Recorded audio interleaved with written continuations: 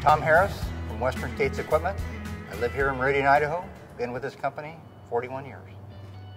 Today, Western States has about 750 employees.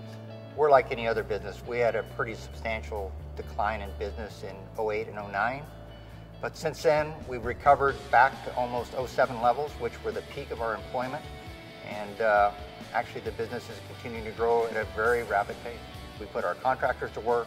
We put our people to work. We put the construction industry back to work during some tough times. Governor Otter has helped business in Idaho by creating an environment where businesses can grow and prosper.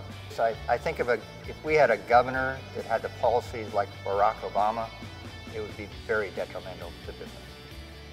With Butch Otter as governor, our future is very bright.